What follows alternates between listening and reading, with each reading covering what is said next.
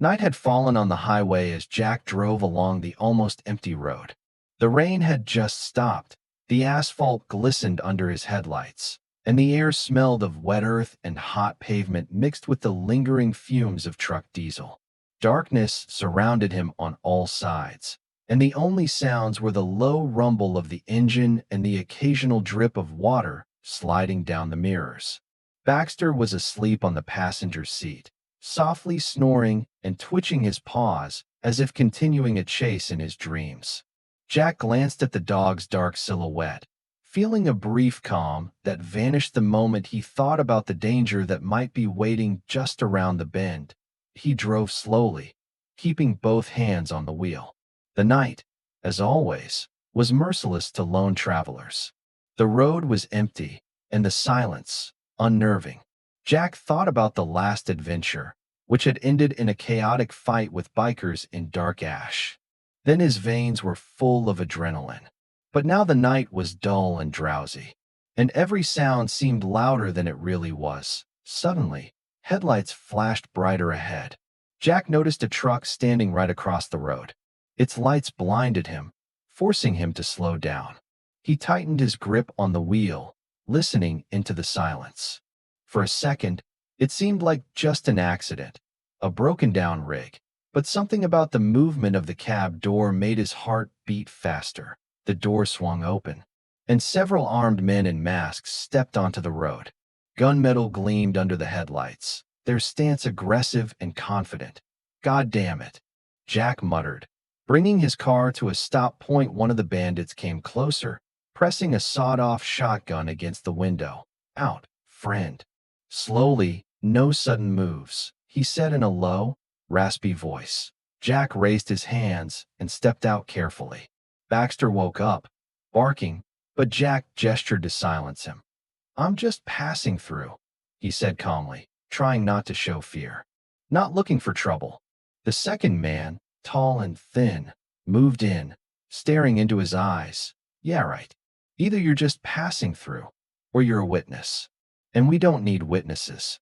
A third man, heavy-set with a tattoo on his neck, laughed and shook his head. "Maybe he can help us, huh? Our hostage driver's not too cooperative, and this guy looks solid enough."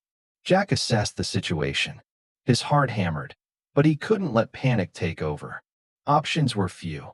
Going head-on against three armed men meant certain death. "So what the hell," he asked evenly, "is going on here?" The skinny one stepped closer, pressing his pistol right to Jack's face. "Simple. We're robbing this truck. Either you're with us, or we bury you under this asphalt. Your choice, friend." Jack sighed. Inside, everything boiled. He hated such choices, but survival mattered most now. "Fine, I'll help," he said, nodding. "Just don't get stupid." The heavy-set man clapped him on the shoulder. "That's better. Now you're with us." They led him closer to the truck. In the cab sat the driver, an older man with terrified eyes, staring at the gun aimed at him.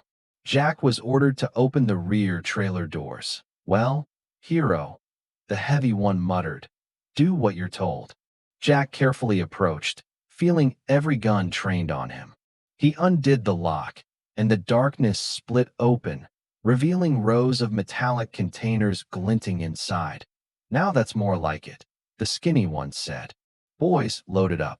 Jack waited for his chance. He saw the fear in the driver's eyes and knew he had to act smart. While the men busied themselves with crates, Jack leaned closer to the driver. "Hang on. I'll figure something out." The old man barely nodded, eyes wide with dread.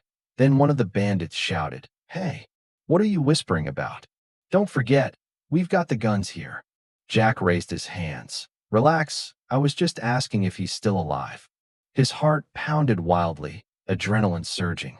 A plan was already forming in his head. As the last crate was being hauled into the pickup, Jack accidentally bumped another container. It toppled, crashing with a deafening bang. All heads snapped toward the sound. That was all he needed. Jack slammed his elbow into the heavy man's face, grabbed his pistol, and leapt aside. Chaos erupted. Shouts, gunfire, flashlight beams scattering. Get down, Jack yelled to the driver, who ducked instantly. Point two of the bandits opened fire, but Jack was already crouched behind the truck's cab, shielded by steel. He fired back at the pickup's tire. The truck sagged to one side. Son of a bitch, the skinny one screamed. Take him out. The commotion drew attention. Somewhere down the highway, another engine roared closer. The bandits grew nervous. Move it. We're out. The heavy one barked, wiping blood from his face. They scrambled into the crippled pickup and sped off, belching smoke and panic into the night. Jack lowered the pistol and exhaled sharply. The driver lifted his head. You saved my life? Jack put a hand on his shoulder. Just luck I was here. Head to town, call the cops. The truck rumbled away, leaving Jack and Baxter returning to their own car.